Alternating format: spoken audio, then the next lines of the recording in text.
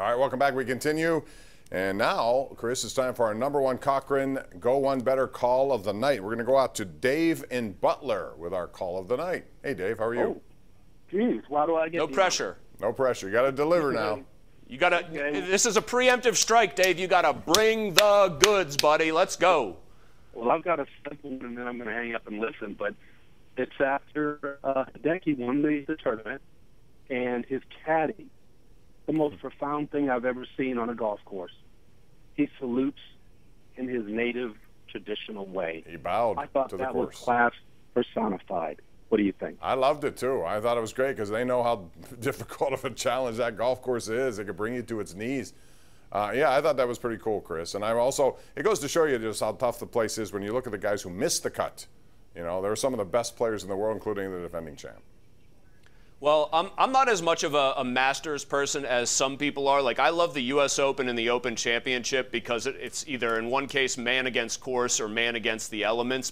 And I think, I guess one of the reasons the Masters doesn't have the luster for me every year is just what, everyone's been saying. It plays too easy sometimes with the way some of these guys can hit the ball. But it had teeth out, and I like that. I mean, Matsuyama struck the ball beautifully just to get to 10 under. I know he had a little bit of a collapse on the back, or it could have been more impressive.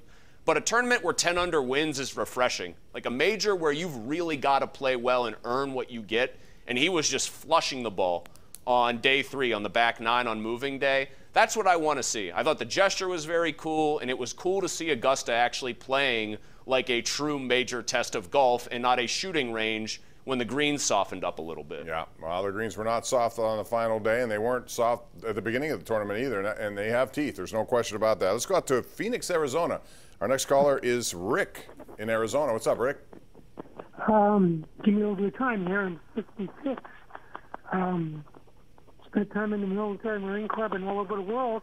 And one thing that's bothered me, I never able to find an answer for. And I love the Pirates. When I was a kid, I was. We don't have a lot of time, Rick, so could get to your point, please. Why are the Pittsburgh Pirates so screwed up? Chris, go ahead. You take that one. Well, man, they're Rick, so I wish I could give you better news, but screwed up. I mean, the economic system in baseball does not make it easy for teams like the Pirates to compete regularly. To compound that problem that exists all the time and will exist until there's a salary floor at the very least, if not a floor and maybe a hard cap too someday.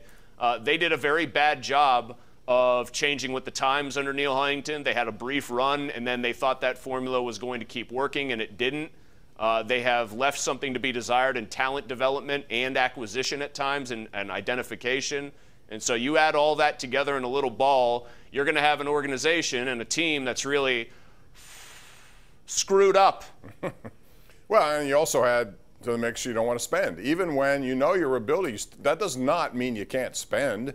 Cincinnati probably is not going to win, but they went out and spent some money, too, on guys who can at least make it entertaining. There's no law against that. So hopefully you're 66 and you won't go until who knows what age before you see a winning team. And hopefully Ben Cherington will throw you a solid and develop and draft some guys. And we're out of time. And I know that's good news for you, Chris. I've heard you need a quick exit, so this will be it.